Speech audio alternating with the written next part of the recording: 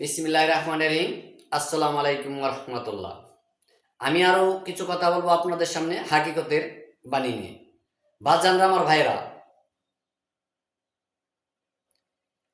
এই পবিত্র কোরআন শরীফে যা আছে তা মানেন। যে পবিত্র কোরআন শরীফ মানে না সে মুনাফিক। পবিত্র কোরআন শরীফ যে বিশ্বাস করে না সে মুনাফিক। বাজানরা আমার ভাইরা, আপনার আমার ছেলে সন্তান কেন কথা শুনে না? কত মাদ্রাসায় পড়াইছে, স্কুলে পড়াইছে, কত দেখা যায় কত মানুষ পীর ধরছে, তারপর মসজিদে নামাজ পড়ে। অন্য কোনো গ্রামে বাংলাদেশে আছে কিনা না আছে, কিন্তু আমার গ্রাম আছে। পীর ধরছে, মাকে গালিগালাজ করে, মাকে অত্যাচার করে, নামাজ পড়ে মাকে খাইবার দেয় না, বাবাকে খাইবার দেয় না, অত্যাচার করে। বাজানরা আমার ভাইরা, এটা কেন হইতেছে? পীর ধরলো, নামাজ পড়লো, মাদ্রাসায় পড়াইলো, কত কিছু করলো, কেন আপনার আমার সন্তান কেন সঠিক পথে আসলো না?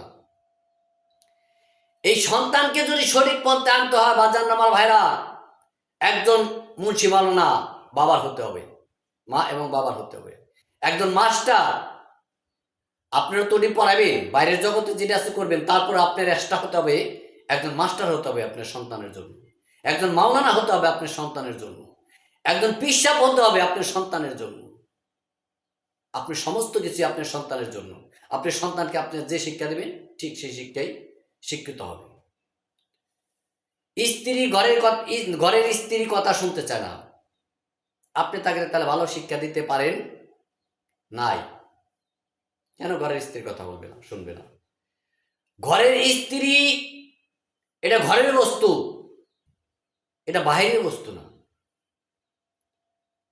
স্ত্রীকে যদি আপনি মার্কেটে পাঠান, স্ত্রীকে যদি আপনি বাজারে পাঠান, স্ত্রী যদি আপনি ওই তাবলিগে পাঠান, স্ত্রীকে যদি আলাদা গান বাজনায় পাঠান, স্ত্রীকে যদি আপনি মসজিদে নামাজের জন্য পাঠান, আপনার স্ত্রী আপনার দায়িত্বে থাকবে না।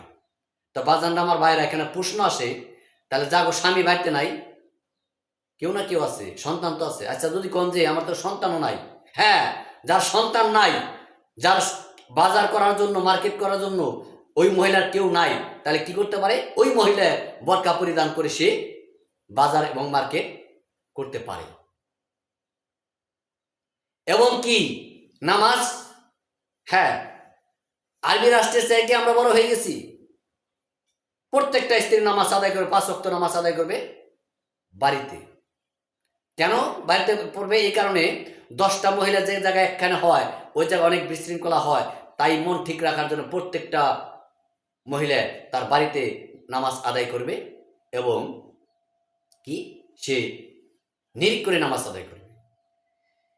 তুলা যেমন হাতে দিলে ফু দিলে তুলা উড়ে যায়, পাতলা জিনিস। আবার যদি আপনি তুলা হাত টাইট করে ধরে রাখেন, তুলা উঠতে পারবে না। ঠিক স্ত্রী তাই জিনিস, আপনি হাতের মুঠো ধরে রাখেন, আপনি স্ত্রীকে শিক্ষায় শিক্ষিত করেন, আপনি স্ত্রীকে বোঝান।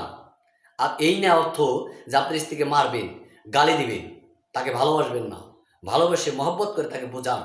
স্ত্রীর বাইরের জিনিস নেয়, স্ত্রীর ঘরের জিনিস।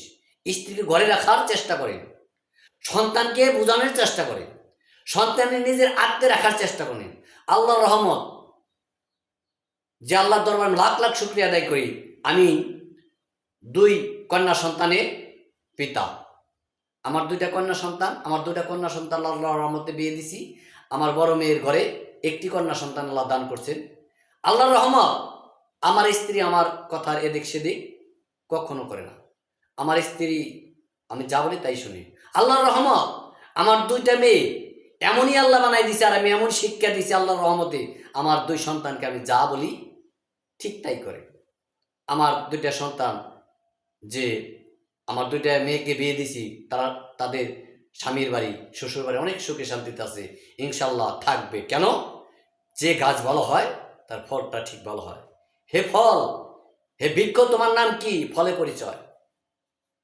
গাছ ভালো হলে ফল ভালো হয়, মাতা পিতা ভালো হলে সন্তান ভালো হয়। ছেলে বিয়ে করাবে, মেয়ের রূপ দেখে না, মেয়ের চেহারা দেখে না, আগে খবর নেবেন ওই মেয়ের মা ভালো নাকি, মেয়ের বাবা ভালো নাকি, ওই মেয়ের মা কি তার শ্বশুর শাশুড়িকে ভাত কাপড় দিচ্ছে এবং কি তার শ্বশুর শাশুড়ির খেদমত করছে? ওই মেয়ের মা যদি তার শ্বশুর শাশুড়ির খেদমত না করে থাকে, ওই মেয়েও এসে স্বামীর বাড়ি এসে তার শ্বশুর শাশুড়ির খেদমত করবে না। ওই মেয়ের মা যদি তার স্বামীর কথা অবাধ্য থাকে, ওই মেয়েও ঠিক আইসে তার স্বামীর কথা অবাধ্য থাকবে। আপনারা মেয়ের দিকে না তাকায় মেয়ের মায়ের দিকে তাকান, মেয়ের বাবার দিকে তাকান, ফ্যামিলির দিকে তাকান। আপনার ঘরে অবশ্যই আল্লাহর রহমত নাজিল হবে। সকলে ভালো থাকবেন, সুস্থ থাকবেন।